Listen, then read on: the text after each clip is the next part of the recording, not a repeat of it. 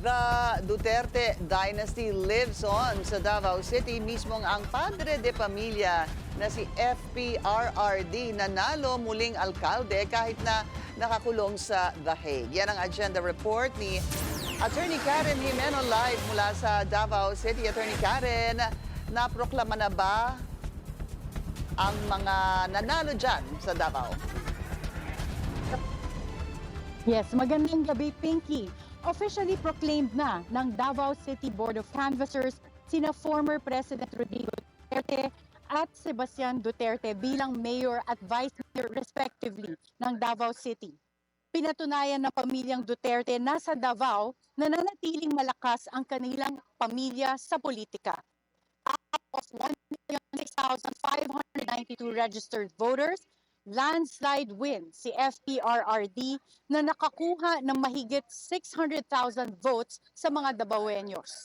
Samantalang si former Secretary Carlo Nograles na isang independent candidate at kung pangalawa ay may botong wala pang 100,000 or around 80,000 lamang. Si incumbent Mayor Sebastian Duterte ang vice mayor na nakakuha rin ng mahigit 600,000 votes. Si Bernie Alag na pumapangalawa ay nakakuha lamang ng wala pang 100,000 votes. Nanatili ding 1st District Congressman Paulo Duterte, nanalo by a landslide against Migs Nograles.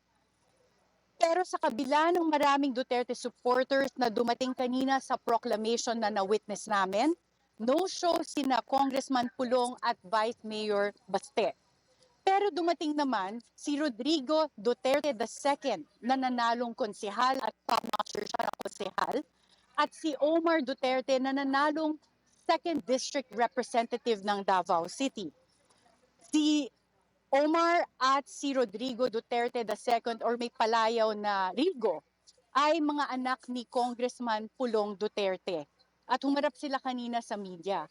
Nakapanayang namin sila pareho at sabi ni Rigo nung tinanong namin siya kung in-expect ba nila yung ganitong landslide win for the Duterte family members. Sabi niya naiyak siya at hindi daw niya in-expect ito dahil para sa kanila mahigpit pa din ang laban dito sa Davao.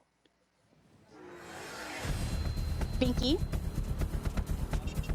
Alright, maraming salamat, Attorney Karen. So, isa-isahin natin ulit yung mga nanalo ng mga Duterte. So, the former president nanalong mayor, ang vice mayor yung kanyang anak na si Baste. Si Congressman Pulong nanalo sa 1st District. Balikan lang natin yung mga anak ni Pulong na minention mo nga kanina. Dahil yung isa, tama ba, Attorney Karen, ay nanalo din congressman ng isa pang distrito at yung isa pa niyang anak ay nanalong, sabi mo nga, councilor. Is that correct?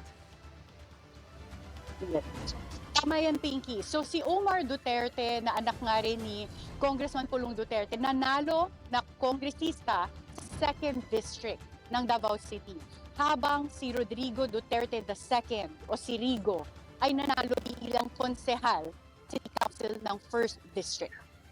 Attorney Karen, wala bang naging pasabi bakit hindi nagpunta sina Congressman Pulong or si Vice Mayor Baste?